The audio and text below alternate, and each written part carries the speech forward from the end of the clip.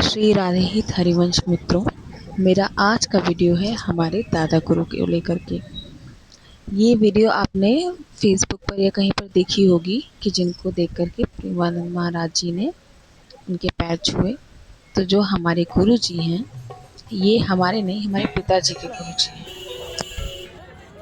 पिताजी का वृंदावन आना जाना लगा रहता है, लेकिन हम लोग को मौका कम ही मिलता है। ये मुझे अभी भी याद है कि जब मैं बहुत छोटी थी, एंट्रेंस है, बहुत ही खूबसूरत है आश्रम। दिन के समय में इतना सुंदर लगेगा, इतना शांत वातावरण है यहाँ का।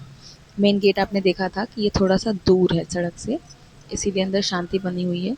दिन में इसमें बंदर वगैरह बहुत उछल कूद करते हैं। जब हम लोग छोटे छोटे थे, मेरी स्कूलिंग चल रही थी, तब हम लोग आए थे, पिताजी हम लोग को लेके आए थे। तो पिताजी और माताजी नीचे बैठे हुए थे, गुरुजी से वार्ता कर रहे थे। गुरुजी ने हम लोग को ऊपर वाले कमरे में भेज दिया था। ये हाथ से मैं इशारा कर रही हूँ, मैं बुला रहे थे, तो मैंने इशारा दिया कि जिससे आवाज़ ना जाए, बोल नहीं रही थी मैं कि हाँ हम आ रहे हैं। मम्मी का दरअसल पैर दुख रहा था। पैर तो हम लोग का भी दुख रहा था, क्योंकि पहले हम परिक्रमा करने के बाद ही वृंदावन आते हैं। तो वो धीरे धीरे चल रही थी।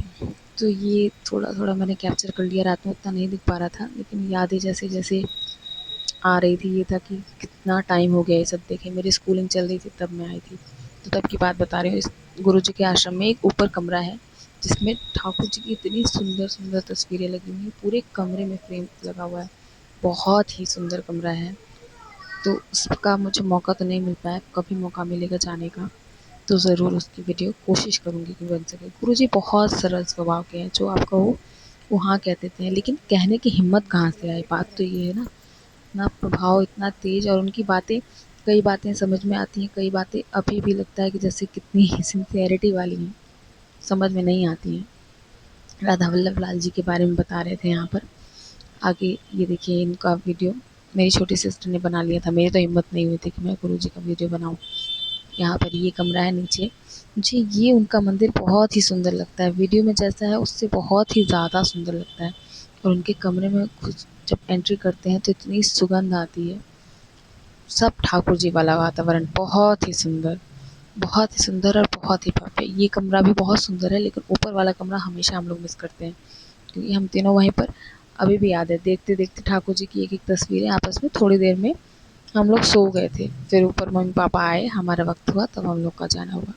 तो यहाँ पर गुरुजी राधा वल्लभ लाल जी के बारे में बता रहे हैं और दीक्षा के बारे में बता रहे हैं। पिताजी ने कहा कि मेरा दीक्षा, जिससे मुझे दीक्षा लेनी थी, उन्होंने मुझे आपका नाम दिया था। किस तरह से दीक्षा के लिए हम आपके पास गए थे, और गुरुजी ने कहा, गुरुजी जल्दी दीक्षा नहीं देते। जैसे उज्जवल पापा का एक शिष्य है, उसने दीक्षा के लिए कहा है, अभी उसको गुरुजी ने कहा है अभी पढ़ाई थोड़ी और पूरी करो तब दीक्षा देंगे, समय लगता है।